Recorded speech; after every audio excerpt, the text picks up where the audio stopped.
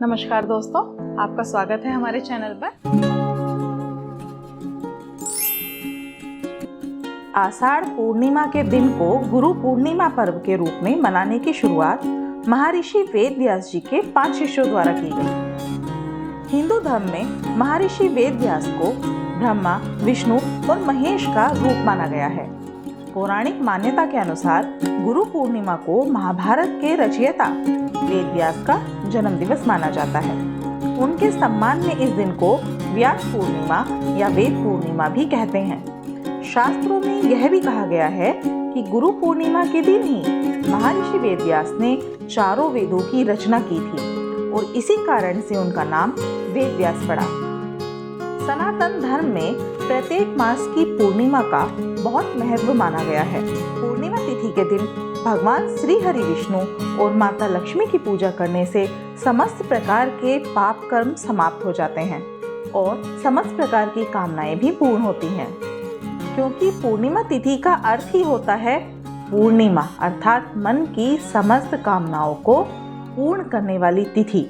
तो इस दिन अगर आप व्रत करते हैं, पूजा पाठ करते हैं, मंत्रों का जप करते हैं और श्री लक्ष्मी नारायण की पूजा करते हैं, चंद्रमा को अर्घ देते हैं या फिर भगवान शिव की पूजा करते हैं, तो इससे आपकी समस्त प्रकार की कामनाएं पूरी होती हैं।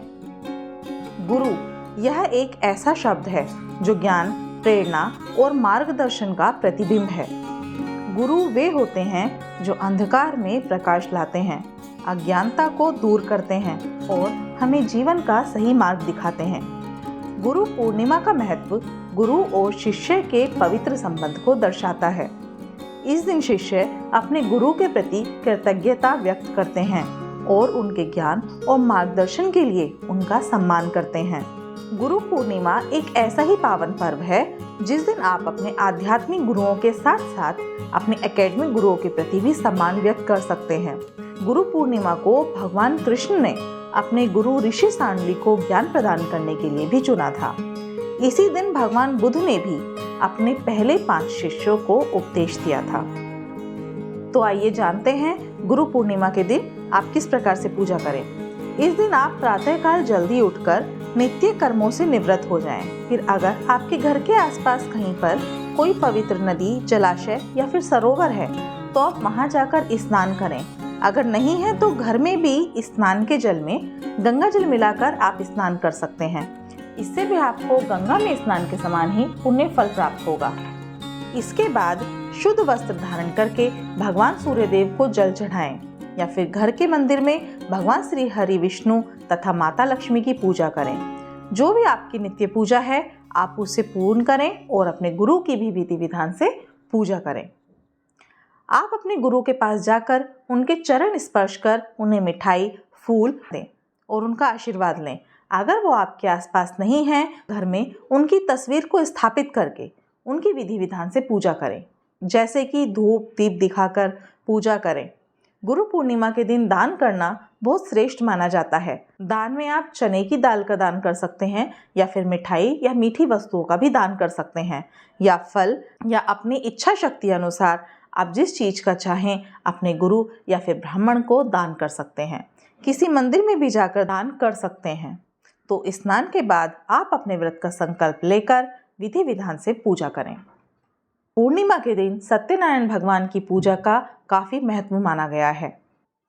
पूर्णिमा का व्रत उस दिन रखा जाता है जिस दिन की पूर्णिमा तिथि चंद्रोदय काल में हो, जबकि स्नान और दान पूर्णिमा तिथि में सूर्योदय के आधार पर किया जाता है।